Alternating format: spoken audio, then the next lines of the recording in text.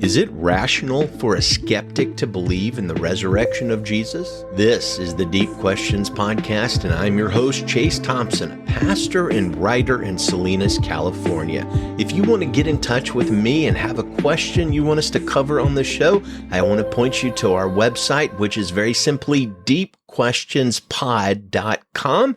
deepquestionspod.com. We have a contact form there. I would love to know what questions you want us to cover, and I'd also like your comments on previous episodes. I love to hear from critics and skeptics and atheists, even if you're snarky, because you know what? I love critics, skeptics, and atheists. I do want to mention, as I have the last couple of episodes, that the church I pastor, Valley Baptist Church in North Salinas, California, is hosting a Reasons to Believe weekend this week. It's Friday, June 24th, with my guest on today's podcast, Dr. Mike Licona. It is not too late to register for that. Just drop on over to deepquestionspod.com, hit the link in the show notes to the Eventbrite. It's absolutely free, and you can come hang out with us and listen to Dr. Licona. It's going to be great. So that's who we're interviewing today. Dr. Mike Licona went to the same seminary that I did and was mentored by my favorite professor, Dr. Gary Habermas. And we talk a lot in this episode about Dr. Habermas. When Dr. Licona was going through seminary in the 1980s, he went through a season of deep doubt and skepticism, which actually caused him to drop out of ministry for a time while he investigated whether or not Christianity was literally, factually, and historically true. He considered arguments for atheism. He listened to skeptics. He did a deep dive into the evidence, particularly focused on whether or not Jesus rose from the dead.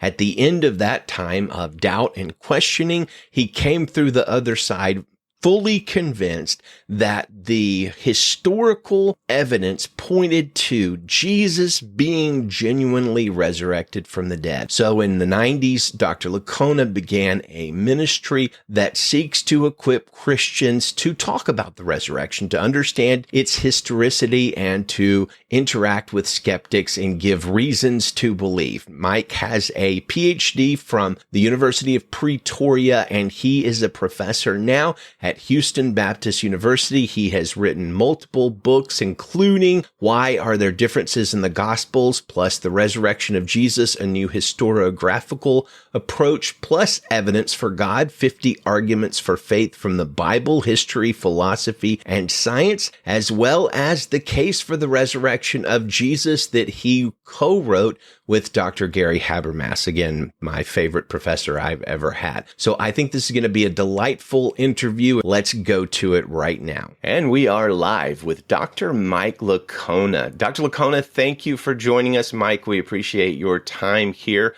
Before we dive in too deep, I've already given a bit of an overview for our listeners about who you are, what you've written. What is it that you want people to know about you? If you introduce yourself, what are the couple of things you want to tell a stranger or tell a new acquaintance about who you are? Oh, well, I guess you could say I became a Christian at the age of 10, and it was in my mid-20s that I began questioning whether Christianity is true. And it was just a matter of, for me, if I'd been brought up in a different country that has a different worldview or religion there, would I be an adherent of that worldview of religion? How do I know Christianity is true? And so I really questioned my faith at that point, and that led me to see if there was evidence for Christianity, and got me involved in Christian apologetics. By nature, I'm a second guesser. I triple guess, quadruple guess, especially when it comes to things like important things like my worldview. So that has forced me to ask some of the really deep, difficult questions and try to be as honest, answer them as honestly as I can. Fantastic. Well, you and I have a connection. I went to Liberty Seminary. I think a guy who's been a mentor for you, Gary Habermas. I'm trying to think of the year. I think it was 2005, 2006, or 7. I had him for a couple of classes for apologetics. I am a huge fan of all the teachers I've ever had. I would rank him and a guy named Dennis Sansom at Samford University, who's a philosophy professor there. Those are, I want to say the absolute pinnacle because I'm probably forgetting somebody, but those are definitely two of my three favorite professors of all time. Huge Habermas fan. He's a brilliant mind, but also like just a genuine kind of guy. How did you get to know him? How did you form such a deep partnership with Dr. Habermas? Yeah, well, it was when I started to have questions and doubts about my Christian faith. I had a roommate who was involved in the philosophy and apologetics program at Liberty. I was in the New Testament studies program, so we didn't have any interaction with philosophy or apologetics. In fact, at that point, I just didn't see any use in my life for apologetics. It's like, well, I've got a relationship with the Lord. I believe it's true. Why do I need to learn evidence? Why are you talking about David Hume from the late 18th century? Haven't we gone beyond that? It's kind of like, yeah. So, but then I needed it. So my roommate said, you ought to go see one of my professors, Gary Habermas, great guy. And so I did, dropped by his office. He was very welcoming, went in there, sat down and had a great conversation with him. And he really helped me out. And then later on, after I left Liberty, finished up my coursework, I started to have doubts and raising other questions. And back then there was no email, so I ended up calling him. I can't even really, I have no idea how many times I called him. Hundreds of times over the years, we have had conversations, not all on doubt or anything like that. And we became friends and really started getting into the nitty gritty of things and co-authored a book together. But, before then, I don't know how many calls it would have been.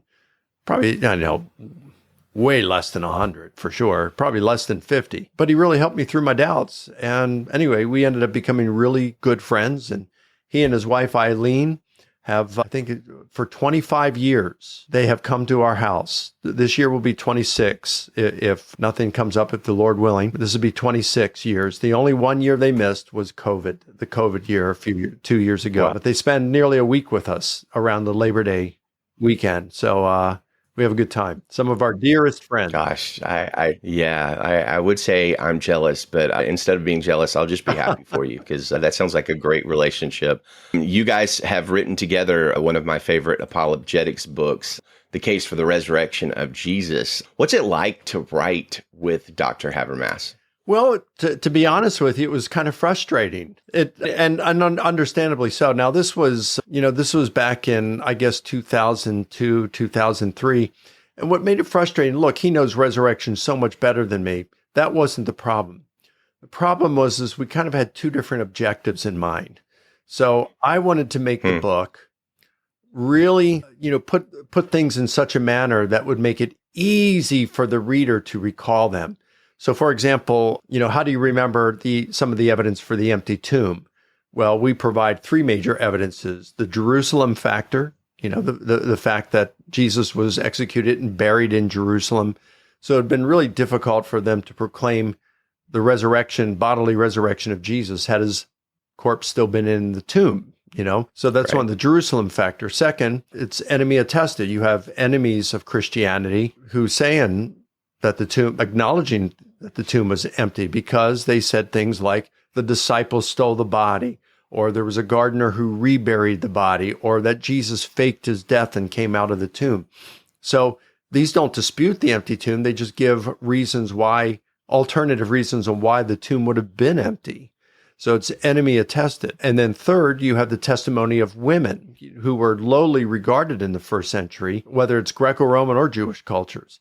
So here's what we did is we put together a little acronym, JET, Jerusalem Factor, Enemy Attested, Testimony of Women. And so we do these kinds of things throughout the book to help the reader, assist them in recalling some of this evidence that they can present for the case for resurrection of Jesus. So that was like something I really wanted to do in a popular level book. But Gary, being the scholar that he is, and I was just starting in my scholarship at that point, in a PhD program. Gary wanted to make sure things were just nuanced, just the right way. They were, and of course, the more you carefully nuance something, that can often take away from its simplicity. And so we're struggling between simplicity and accuracy through nuance. And so that was kind of our struggle. We went back and forth and wrestled, and so we did come to agreements, and hopefully we were able to accomplish both in the book. Yeah, I think it's a great book, and reading it, I can definitely see the Habermas parts. And as I've gotten to know you a little bit better through your writing, I can see your contributions too. And I think it makes a great blend. One of the things you guys talk about in the book is the overall historical attestation of Jesus. And I know you know this because you have a very active and popular YouTube channel, which we'll plug in a few minutes. But there are plenty of pseudo scholars on YouTube that are going to make the claim that Jesus wasn't a historical figure. Jesus didn't exist. And he's one of the most historically attested figures that are out there. And the problem is tons of people, especially like Generation Z people and millennials, are going to watch these YouTube pseudo scholars, and they're going to think they're teaching a very highly intellectual theology, so to speak. And they're going to believe that. One of your book passages, I'm just going to read it because it's a good point that probably not even every apologetics focused Christian knows. You said that in the book, I don't even know what page it's on because I'm looking at the Kindle version. You and Habermas are talking about the historical evidences for Jesus, and you bring up Julius Caesar and how only 5 sources report the military conquests of Caesar within a few years of his death. But then you bring up Tiberius Caesar, who everybody's heard of. He was the emperor of Rome at the time of the ministry of Jesus. And you note that Tiberius is mentioned by 10 sources within 150 years of his death. Tacitus, Suetonius, Velleius, Plutarch, Pliny the Elder, Strabo, Seneca, Valerius, Maximus, Josephus, and Luke. And then you compare that to the 42 total sources that mention Jesus within his lifetime. And, mentioning that's at least 4 times more than the sources in the lifetime of Tiberius Caesar. And even when you pull out the Christian sources that mention the life of Jesus, you still have a virtual tie between Tiberius Caesar and Jesus. And I think the whole argument that Jesus didn't exist is very silly. And you guys do great work in the book with that. Let me say something about that. Now, there are a lot of sources that mention Jesus. And the argument that we presented about Tiberius, there is some inaccurate information in that I have to own up to. And it wasn't Gary's fault, it was my fault. And I had asked, I wasn't into the classics, Greco-Roman literature at that point, and I relied on what a historian of antiquity told me when I asked him the question about Tiberius. But he ended up missing a number of ancient sources that mentioned Tiberius. And I didn't know that until a skeptic who was studying for his PhD at UCLA. I forgot his name. It's Matthew something. And he wrote a blog criticizing us for that. And I looked at the evidence some and I said, oh, wow, I did get that wrong. So now that doesn't really detract, I think, from the overall point that's being made. And that is, we got a ton of sources who mention Jesus within the first 150 years of his life. And you are absolutely correct, Chase, that the position that Jesus never existed is not a respectable one within academia. There are no major historians, New Testament scholars, or classicists who would say that Jesus never existed. In fact, just a few years ago, Richard Carrier, who is a scholar of antiquity, he has his PhD of classics from Columbia, and he said that as far as he knew, there were 7 scholars in the relevant fields who said that Jesus probably did not exist. Now, that number may have gone up a little bit since then, but probably not a whole lot. And even if you increase it to, let's call it a dozen, even if you say 24, which I doubt there's that many, of bona fide scholars, even those who aren't really respected, but just bona fide scholars in the relevant fields of history, New Testament studies, or the classics. I don't think that you'd find 24 that would hold such a position. There are far more bona fide scientists who would say that the earth is 15,000 years or old or less than there are bona fide scholars who would say that Jesus never existed. So, and those who would say, the scientists who would say the earth is 15,000 years old or less, they're in an extreme minority. You probably have just about as many Holocaust deniers who are professional historians as you have who deny that Jesus ever existed. It's just not a respectable position because the evidence supporting Jesus as a historical figure is just too strong. I think that's an apt comparison between the Holocaust denial and the existence of Jesus, as you say, exactly, because the evidence for both of those things is just overwhelmingly strong. Listen, I appreciate that you addressed what you did. That's really interesting. I find in terms of online debates and online discussions and polemics and things like that, we very rarely have people that will step back and say, hey, you know what? I messed up there. I made an error or whatever. And I've seen you do that before. None of us are inerrant. None of us humans are inerrant. And I find it very refreshing to act with somebody who's willing to own a mistake, because we all make them. I've noticed, especially on some of the comments on the Ehrman debates you've had with Dr. Ehrman in the past, I've noticed commenters will lock in on your willingness to admit when you're wrong, and they'll view it as a weakness and basically talk about how, I'm pretty sure Dr. Licona himself doubts. He's just putting doubts that God existed. He's just putting this front up or whatever. In other words, they take what I think is a strength, a character strength, which is a willingness to own, when you've made a mistake or when you have a struggle or something like that. They take a character strength and they treat it like sharks in the water, like some sort of weakness. But I think in the long run, that kind of attitude and that lack of arrogance and I think there's things we need to be dogmatic about in the scripture. But in terms of our opinions and our research and things like that, I think we get in dangerous ground when we're just as dogmatic as, the most stubborn people in the world. And then you just have a stubborn theist or a stubborn Christian debating a stubborn agnostic or a stubborn atheist. And that, I don't think that really serves anybody. So I appreciate you being willing to address. Let's talk about the minimal facts argument. We don't have to spend a ton of time on it. It's been covered elsewhere, but can you give us kind of a basic summary of the minimal facts argument and how effective you think it still is in addressing skeptics, agnostics, and questioners? Well, when it comes to studying something like the resurrection of Jesus or even who Jesus actually was, we distinguish between the Jesus of the Bible, how the Bible presents Jesus, and what we can actually prove about Jesus. So that doesn't mean if we can't prove it that it's not true of Jesus. But just like with every other historical figure, not everything that's reported about that figure can be proven. And so when you come to Jesus claiming to be the Son of God and performing miracles and rising from the dead, being born of a virgin, we just have to acknowledge that all of that can be true. But it doesn't mean that we can prove that it's true. We don't have enough data to prove that Jesus was born of a virgin. I believe he was born of a virgin.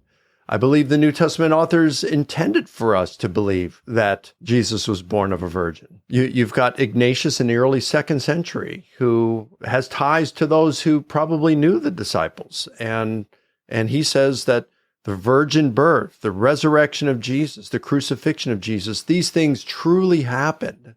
So, where's he getting this information? At least we know that by the early 2nd century, that people who had fairly closely tied to the apostles believed not only that his resurrection actually happened, but same thing about his virgin birth. So we've got to acknowledge that there are these things that we can prove, things that we can't prove.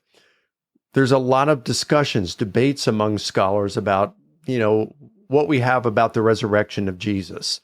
If you bring the Gospels into it, then your skeptics are going to say, oh, you can't believe the Gospels. We don't know who wrote them. Their authors were biased. They contain all sorts of errors and contradictions. They were written too long after the events they purport to describe, and eyewitness testimony. They're not rooted in eyewitness testimony. So I think you can discuss those things, and some things are more strongly supported by data than others. Like, for example, we have far strong support for the position that Mark received his information from Peter, and that Mark is the traditional authorship of the Gospel of Mark is correct, than we have for Matthew.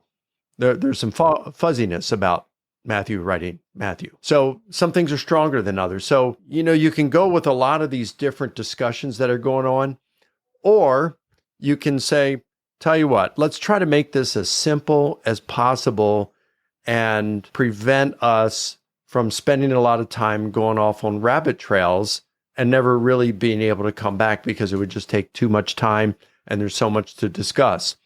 Let's just talk about facts that are so strongly supported by the data that a heterogeneous, nearly universal or very large consensus of scholars grant them as facts. So it's not just the majority, it's a very strong majority and heterogeneous, meaning that they're from all different kind of backgrounds. So you have Jewish, agnostic, atheist, liberal, moderate, conservative Christians, they all grant these things. So when you have a Jewish historian or an agnostic, an atheist historian who's willing to grant such things, certain things, they're doing so not because they have a bias for Christianity, it's because the evidence is so strong that it compels them to grant them as facts. And you say, okay, well, let's just take these facts that are virtually undisputed or granted by this heterogeneous, very strong, very large majority of critical scholars who study the subject and, specialists on this. And let's take these facts and we'll build hypotheses that attempt to account for these facts. And let's just see what we come up with. Because if a hypothesis cannot account for even the facts for which they're so strongly supported by the data that nearly everyone agrees on them, well, then that hypothesis is almost certainly mistaken. So let's just see where we're at there. And when you do that, Chase, the resurrection hypothesis by far comes out better than any competing hypothesis. So I think it's a simplistic argument. It's able to present things very clearly, more clearly than if you're taking a whole lot more data into consideration. And I think it actually ends up being stronger and more persuasive. I completely agree with that. I think one of the things skeptics need to account for, and generally I don't think they do very well, is there's historiographically, in terms of rock solid bedrock historical proof, we may not be able to, beyond a shadow of a doubt, convince everybody that Jesus rose from the dead based on, what documents we have right now. I completely believe that with all my heart, and I believe the evidence assuredly points that way. But one thing that really is beyond a shadow of a doubt in terms of discussing with atheists and skeptics is, number one, the fact that Jesus is the single most famous person that ever lived. You can verify that scientifically by looking at the amount of times his name is mentioned in pretty much every book that's ever been written.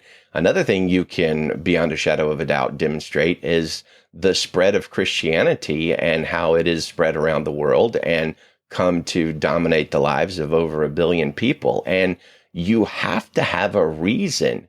If you don't believe in the resurrection, if you don't believe in the Holy Spirit, if you don't believe in the power of God, if you don't believe in any of those things, you have to have a reason to account for how Jesus became the most famous person that ever lived and how his message spread all across the world to where it dominates the lives of over 1 billion people. And you can't give a military reason for that. You can't give a financial reason for that. I guess you could vaguely argue that it happened through the power of the Catholic Church, but I think that's a very weak argument. And I completely agree that the resurrection is the answer for that, and that there are a certain set of facts that even atheists, scholars who study these things agree with that explain it. And of course, Dr. Habermas is probably the one that's sort of famous for coming up with the minimal facts argument.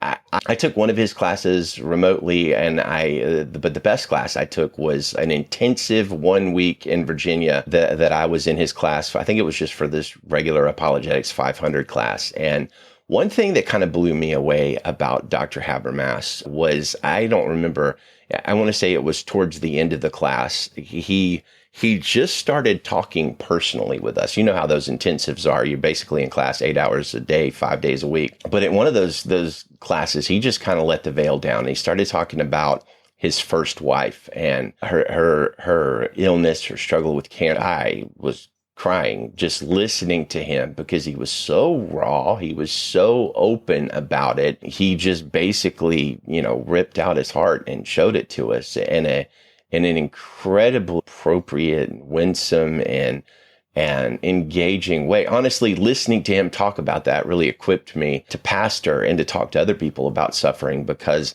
I kind of grew up in an age where men don't talk about that kind of stuff a whole lot. They don't talk about their feelings. And growing up in the South, people don't talk about doubts a lot. Well, Dr. Habermas did, and you do. And I completely appreciate that about you, that you're very honest about those kind of things. Look, spoiler alert, every Christian person deals with doubt from time to time. They just don't talk about it a lot. So can you talk about doubt? Maybe share some of, not necessarily, I mean, you can share your struggles if you want to, but share how that's become part of your ministry, how you deal with that. Well, I have experienced doubt several times throughout my life. I think it's important for Christians to recognize that doubting is normal. You had C.S. Lewis had been an atheist, and then he became a Christian. And in his book, Mere Christianity, he talks about how, as a Christian, there are times, he says, it's because of changing moods. And the one that you may be in at a particular time, that mood has led him at times to doubt, where things really look to, at the moment, to be improbable that Christianity is true. But then he turns right around and he says, but when I was an atheist, there were times when Christianity seemed to be terribly probable to him. So atheist doubt. You have Antony Flew, perhaps the most influential atheist philosopher of the latter part of the 20th century. He and Gary Habermas were really good friends. And Gary told me that one time he was riding in the car with Flew, and he said, "Hey, Tony, do you ever doubt your atheism?" And Flew said, "I doubt my atheism all the time." So it's not just Christians who doubt. Everybody doubts. Or I should say, people of all different worldviews doubt. Not everybody doubts. I know Christians who have never doubted. My dad never doubted. William Lane Craig told me that he has never doubted. So it just depends. There's different people like that. But you go back and just at one biblical example, there are others, but of John the Baptist. So John the Baptist was, in a sense, Jesus's wingman, right?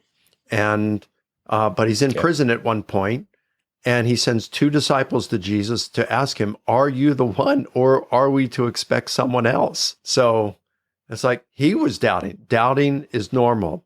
And there are various reasons for doubt. In the case of John the Baptist, it was probably because life circumstances at that point weren't good for him. He was in a dungeon facing execution. And it's like, where are you, God? I have served you my whole life. I've pointed to Jesus, and now you're just leaving me in this cell to rot. And we can get in a position like that and start doubting. We have difficult times that we go through in our lives, and it causes us to doubt. God, where are you? We ask the same kind of question that John was asking at that time. So doubting is normal. I think it's important to recognize that there is good evidence for the truth of Christianity. Study arguments for God's existence, such as the cosmological argument for first cause of everything, for a designer of the universe and life itself. You can see this through astrophysics and molecular biology. Books have been written on this stuff. You can see it through the demand for a supreme lawgiver, the necessity of it if we're going to have moral absolutes. And then you've got the evidence for the resurrection of Jesus. So there's some really good evidence that Christianity is true. I think a third thing that we have to take into consideration is that absolute certainty is an unreasonable expectation for a lot of things in our lives. We make decisions because we think it's the best decision at the time. In fact, there are some things we might have. We might feel an absolute certainty that it is the best decision, and then it turns out not to be. So I think we can go by probabilities, confidence. We're looking for reasonable confidence or a high amount of confidence, but absolute certainty is just something that it's an unreasonable expectation. We're looking for probability, not certainty. And then finally, I would say that faith is more, much more than an absence of doubt. Faith is actually acting upon your beliefs. So you can have doubt, but still have belief. So it's like the man who wanted his son healed. Jesus said, I can do this if you believe. It's possible if you believe. And he said, Lord, I believe. Help my unbelief. You got Peter gets out of the boat during the storm when Jesus is walking on water, and Jesus says, come. And so he gets out of the boat and starts walking on the water with Jesus. But then he gets fearful and he starts to sink. And Jesus says, why did you doubt? Right? Well, doubt, the Greek word distazo, means two things. It means to think two things simultaneously. So it's like Peter is thinking, wow, this is really cool. This is really amazing. Jesus is the Son of God. But how can I be doing this? It's like you have these two thoughts. That's what doubt is. So, but it's what you act upon. Peter had doubt, but he still acted upon it and got out of the boat. And I think how that applies to us in our everyday living is we might have lingering doubts at times, and maybe something comes up, whether it's a temptation in our life and to do wrong, to sin, to do something, and we might have lingering doubts. And we're thinking to ourselves, I might go ahead and do that if I weren't a Christian. If I didn't believe Christianity were true, I'd probably just go ahead and do that. But I do think Christianity is true, even though I have doubts. And so faith wins. Christ wins here. And I'm going to continue to live as though it's true because I do believe it's true, although I have some lingering doubts. And that's why James, the brother of Jesus, could say, I will show you my faith by my works. It's actually, it's not the absence of doubt, it's actions. It is proceeding on the basis of the faith that you have. So I think those four things, you keep that in mind. The doubter can really be helped in those if they practice those four things. Absolutely. You mentioned John the Baptist. Jesus called him the greatest human being, essentially, that was born up into that time. Jesus said, there's nobody ever been greater born to a woman than John the Baptist. And yet here we see kind of towards the end of his life when he's in the dungeon, when things have changed, he's gone from being, at the pinnacle of ministry in Israel to a dungeon waiting to have his head cut off by just in the most ridiculous way possible. And he's wrestling with doubt there. And, if the greatest human born up until the time of Jesus might wrestle with doubt a little bit, I guess it's probably not surprising. That's right. And Jesus said that to John while he was doubting, right? While he was doubting, he called him, said, no one born of woman is greater than John the Baptist. Excellent point. That's what he proclaimed in the midst of hearing that John was struggling. Well, in a minute, I want to talk about Dr. Ehrman, but I do want to ask you about your professorship, your apologetic work at HBU. Tell us about the master's degree there. Yeah, well, I was hired 10 years ago. I've been there 10 years now to come and to teach there. And so I teach in the fall, I teach 2 basic courses on Christianity to undergrads.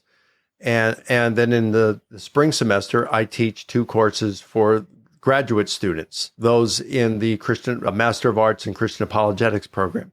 So we have that there at HBU. You can do it on campus, or you can do the entire distance. So it's an accredited program. We've got fantastic faculty, William Lane Craig, Mary Jo Sharp, and Nancy Piercy, and just so many others who are teaching in the apologetics program. We got Michael Ward, who's, probably the finest C.S. Lewis scholar in the world. So we've got I know I'm leaving out some people here, but I just can't keep going on. But we've got some fantastic faculty in our program there at HBU. And again, it can be done entirely at a distance. So really excited about that program.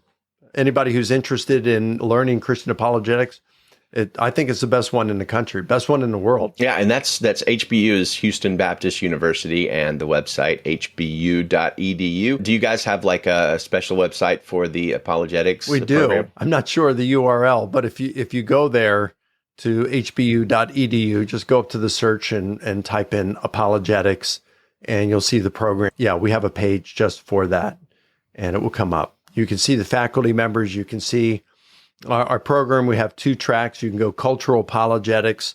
That's more like C.S. Lewis and thinking about how to incorporate that with artistic work. And then you've got what's called philosophical apologetics. That's, arguments for God's existence. It's looking at things through scripture as well, doing biblical stuff. So kind of like, what side of the brain you're dealing with, the left side or right side. Are you more the artistic kind? You'd want to do cultural apologetics. If you're more the just give me the facts, that kind of person, give it to me in bullet points. That's more like me. Then you're looking at philosophical apologetics track. So it's pretty cool. We've got really unique program in that sense. So we have fantastic faculty. We've got 2 tracks that you can go on, and it's a tough program. It it may be the toughest apologetics program out there. Yeah, well, look, William Lane Craig is one of the most brilliant Christians that ever lived. I can imagine sitting in his classroom would be a little on the intimidating side. I hope he's not too bad of a grader, right? Yeah. Yeah, he's amazing. He's just in a different league from all the rest of us. He's just amazing. He's got some kind of mind, almost like a mutant or something. And I think that is an excellent place to end part 1 of this fascinating interview with Dr. Mike Licona. By the time you're able to download this episode, part 2 is going to be available in your podcast feed. So go ahead and pick it up. In that episode, upcoming, we are going to be talking to Dr. Licona about Dr. Bart Ehrman, the most noted and famous religious scholar in the United States of America today, maybe in the entire world. We're also going to ask Dr. Licona questions about how he would share his faith if he just had a 90-second elevator ride, or how he would share his faith if he had a 1-hour airplane ride with somebody. So you're going to want to stay tuned for that. It will be in your feed as you hear this. Thank you all for listening. Good day to you, and Godspeed.